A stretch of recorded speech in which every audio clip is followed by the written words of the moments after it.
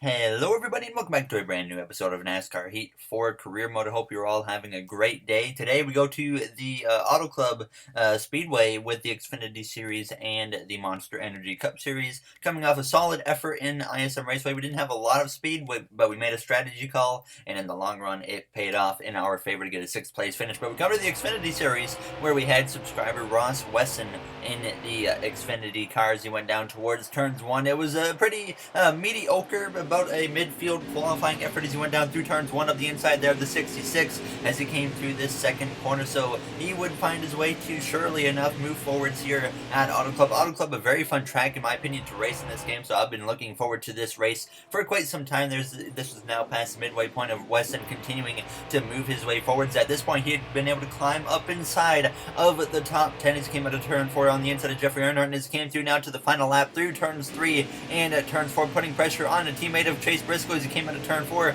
exiting the corner down the front straightaway using that draft from the 23 of John Hunter Nemechek as he comes down the front straightaway, coming through to cross the line. It's going to be a top 10 here for Ross Weston with a 7th place finish for the Xfinity Series. There's Tyler Reddick picks up the victory, so that locks him inside of the playoffs. But now it is time to get ready for the Cup Series race here at Auto Club. Obviously, last time out, we ran the Ruckus paint scheme at ISM. It looks pretty good, actually, but we are going to be running the Haas paint scheme again here in Auto Club as we come through in qualifying at this point, through turns 3 and out of turns 4, heading down this front straightaway. It wasn't going to be the greatest lap. Auto Club is a little bit tough to qualify well. It is across the line. We actually beat our goal, but we go P17 here for the start of Auto Club, so we definitely got our work cut out for us here today if we're going to have some speed. So let's get to the race here with Hamlin on the pole.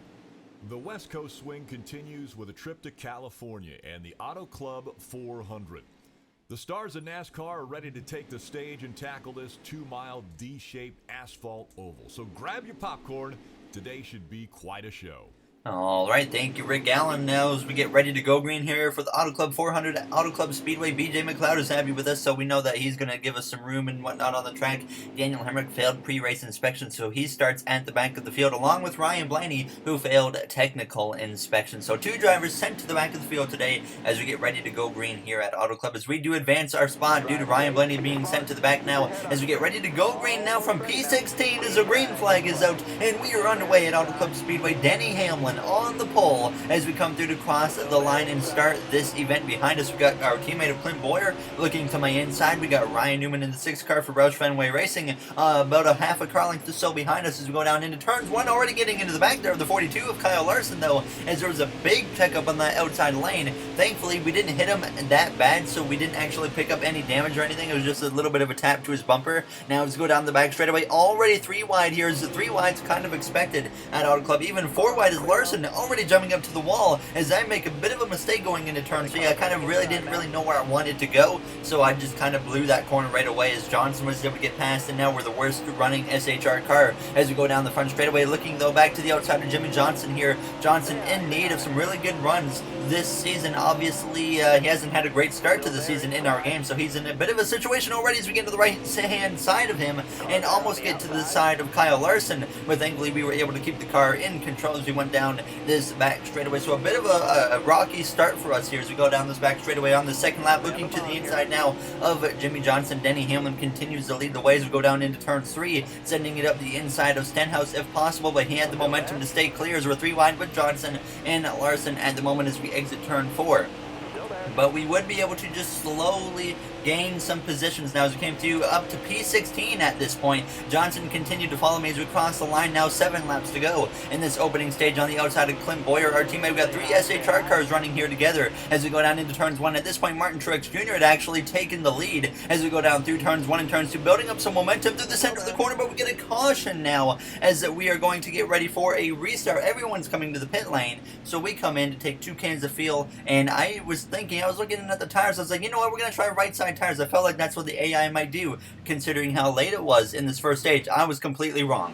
We came out P1 here, 14 positions gained, and I was like, okay, we're P1. That's not good, because now we're going to be in a very tough position now as the green flag is out, and obviously the toughest part about this is everyone's got 4 fresh tires We only have 2, so we're probably going to get destroyed here with 4 laps to go in this first stage. So immediately learning a bit of a lesson here at Auto Club now as we go down towards turns 1. Kurt Busch behind us in that number 1 Monster Energy Chip Ganassi Racing Camaro as we come through the center of the corner, already pushing up the track. Kurt Busch looks to our inside as we exit turn 2, heading down the back straightaway. We do get credited with 1 lap led today, obviously under the caution conditions now as we go down towards turns 3. Kurt Busch continuing to try and put the pressure on, but it's actually going to be Kyle Busch who gets to the inside as Kurt Busch went way up the track trying to make the outside work, and now Kyle Busch, his brother, looks to the inside as we exit turn 4, heading down the front straightaway side by side as we come through to cross the line. Kyle Busch leads the lap, and now we just slowly continue to fall. Joey Logano tries to look to my outside, but Truex, he does look to our outside as we go down into turns 1. Hamlin's going to send it up the inside middle. Now over 3 wide as we come through the center of the corner, just continuing, like I said, to fall. Logano looks to the inside as well. We were actually 4 wide just for a quick little moment there with Alex Bowman and Truex and Logano. We've fallen all the way down to P13 as we came through to the final lap. At this point, the car was just terrible on these 2 fresh tires compared to the AI. Now as we try to side draft Jones down the back straightaway here for the final time in this first stage as we go down into turns 3. Can't quite battle with him. Now as we come through the center of turns 3 and on the exit of turn 4, heading down this front straightaway for the final time here in this first and opening stage at Auto Club. We're going to come through to get P13 here in the first stage, which in my opinion was a lot better than what I thought it was going to end up when we came out as the leader. But Kyle Busch wins the stage, Alex Bowman second, even Stenhouse there up in the top 5. Paul Menard, he did round out the stage points. We would come to pit road for 2 cans of fuel and 4 tires this time, as well as I'll make a slight wedge adjustment, putting it down to, I think it was 49.8. We were gaining 2 positions, to go up to P11 as we get ready to start the second stage here at Auto Club Speedway. Now behind Kurt Busch and the 31, a rookie contender with myself of Tyler Reddick as we are underway for the second stage. Kyle Busch leads the way now. It's 12 laps in this second stage. Both stages I don't think require green flag pit stops, and obviously if the final stage goes green long enough, we will need to make a green flag pit stop here in Auto Club as we go down through turns 1 and turns 2 on the inside of Tyler Reddick, and now to the inside with 3 wide with Reddick and Brad Keselowski as we exit turn 2, heading down this back straightaway for the opening time here in the second stage. Kyle Busch leads the way down the back straightaway, still 3 wide with Reddick and Keselowski as we go into the helmet cam here for a brief moment as we go down towards turns 3 and turns 4. Kyle Busch holding off Alex Bowman as we are still side by side with the 31 there of Tyler Reddick. Tyler Reddick certainly has shown some speed early on in this season, but there's also been some times where he hasn't run very well. I feel like short tracks are actually kind of his weakness in this game right now, but the mile and a half and just the bigger tracks in general, we see Tyler Reddick really excel now as we go through turns 1 and turns 2, making this outside, kind of outside lane work compared to what the AI are running now as we exit turn 2, heading down this back straightaway. I was certainly feeling a lot more comfortable with the car at this point here and in the second stage. Obviously that first stage just kind of a mess for us, but now we kind of rebound. We actually lost some positions though to Tyler Reddick and Brad Keselowski, and we would end up getting a caution again here a little bit later in the second stage due to Jamie McMurray. I couldn't find in the replays what caused that crash, but Kyle Busch still leading the way. We would get right back into the action here at Auto Club. Like I said, we gave up a few positions there, but now we need to try and gain them back as we come through to cross the line. It is 6 laps to go in this second stage. The first 2 stages not very long at Auto Club, being a bit bigger track. Obviously we're going to have less laps now as behind us. We got the 21 of Paul Menard putting on the pressure as we go down through turns 1 and turns 2. Keselowski, Logano go 3 wide with Ricky Stenhouse Jr. in the 17 car as we exit turn 2, going down the back straightaway here, trying to hang on to a top 10 position. Obviously we couldn't quite accomplish a top 10 in that first stage due to my mistake on the pit strategy. Now as we go through turns 3 and turns 4, Logano slides just down in front of me. Kyle Busch continues to lead the way. We get into the back of the 22 and spinning Joey Logano goes as we exit turn 4, heading down the front straightaway. He's going to go back into traffic and he hits another car.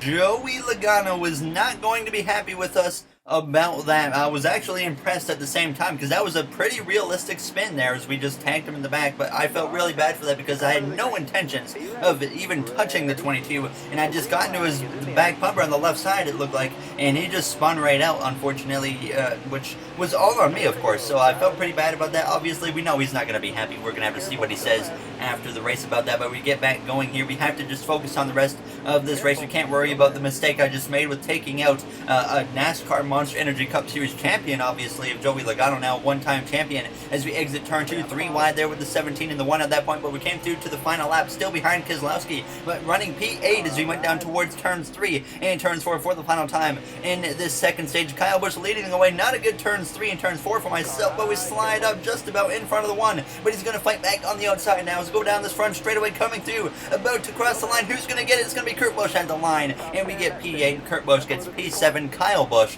wins the second stage, so he wins both stages so far here today. Now he just has to hang on for the victory, as we would have to come to the pit lane for 2 cans of fuel, 4 tires once again, as we would get ready to go green. This time though from P7, as we did gain 1 spot on pit road, in the third and final stage is underway here at Auto Club Speedway. It is 18 laps to go. We have 14 laps to fill, so obviously if it stays green, we will need to make a green flag pit stop now as we go down towards turns 1. Kyle Busch and Truex on that front row. We got 3 JGR drivers in the top 3 right now, so Eric Jones is the only one missing up there now as we exit turn 2, kind of like real life usually, as we go down this back straightaway.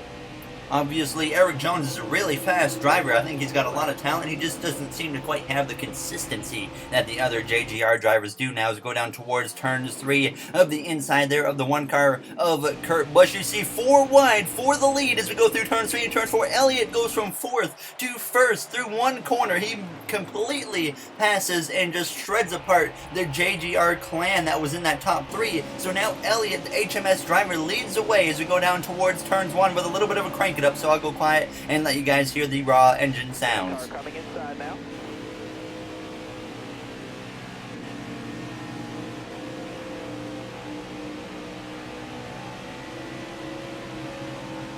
Hold your line there. Hold your line there.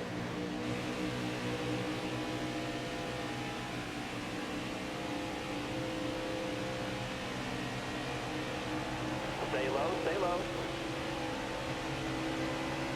Chase Elliott made a daring move for the lead, but then he went up to the top and actually lost that lead that he's just taken now. As you see this battle up there towards the front getting very intense. Stenhouse even in the battle, so we got to be careful around that now as we exit turn 2. Heading down the back straightaway, Elliott to the outside of Bowman at that point, but now we came through to lap 37. They actually went 4 wide for second place at this point. Now Stenhouse actually had taken the lead as we went down the back straightaway. Kurt Busch up into the second position, Bowman third. The JGR little club here was starting to just fall apart now as we went down the back straightaway into turn 3 on lap 37. We were doing a pretty solid job holding our own, but just didn't quite have the speed to get up to the front, but we would actually fall down to P7 now as it came to lap 38, and Keselowski hits us in the left side. As we go through the center of the corner, we hang onto the car, but he made a very bold move, and I'm not sure if I maybe just came down a little bit, or he just sent it in and just blindsided us. Either way, we lose positions down to P9 at this point, and we would continue running P9 as we came to lap 41. Kurt Busch now leading the way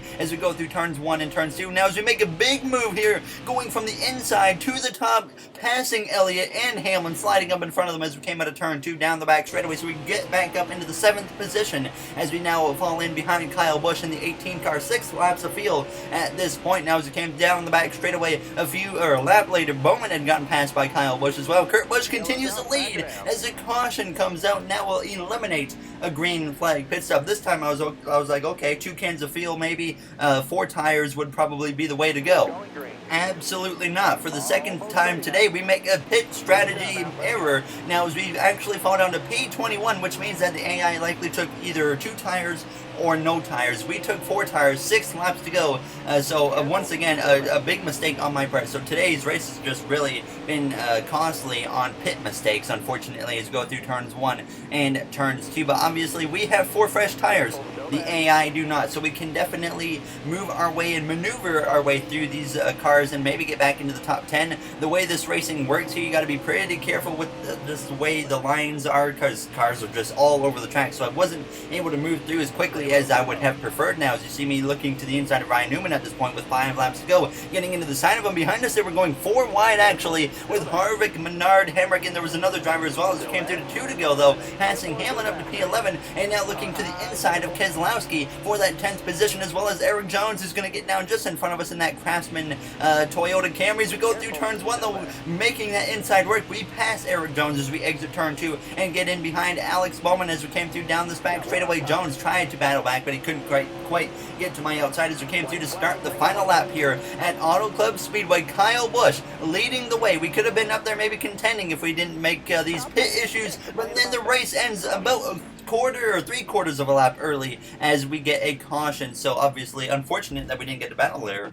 with Alex Bowman or Tyler Reddick. Tyler Reddick, a top 10 finish for him, so great job by that rookie, but that was unfortunate that the race ended like that. But Kyle Busch picks up win number 1 on the season, and I keep stats of drivers, like I said, with wins and whatnot, and I believe that was Kyle Busch's 56 career wins. Obviously, it picks up where they left off in real life. I believe it was just before Indianapolis when I came up with those stats. But we have a quote after the race. We had speed all day. That's the first of the season. I'm excited to see what we bring to Martinsville. And Joey Logano was asked about that incident we had with him. He said, rookie mistake by a rookie driver. I hope he learns from this, and I hope I won't need to put ants in his coleslaw. And there's a message feed after the race. Hey, Gary Owen, I thought we were friends. Why did you take me out? Obviously, I apologize. It was 100% my fault. He said it was a rookie mistake by a rookie driver, obviously, and it was. It was a simple, silly mistake from myself, which I felt pretty bad for. But in the next one, we go to Martinsville, a track that we've had a lot of success at in NASCAR Heat 3, so I'm excited to get there. But obviously, the Cup cars drive quite differently at Martinsville in this game, so that'll be interesting. But as always, if you guys enjoyed this episode, make sure to comment, like, and subscribe. Those would all be very, very appreciated. There you see the playoff grid currently, and I'd like to thank you all for taking the time out of your day to watch this episode. Like I said, in the next one, we go to Martinsville, the paperclip, where hopefully we run very strong. So I will see you guys in the next one. Thank you for watching, everybody, and have yourselves a great day.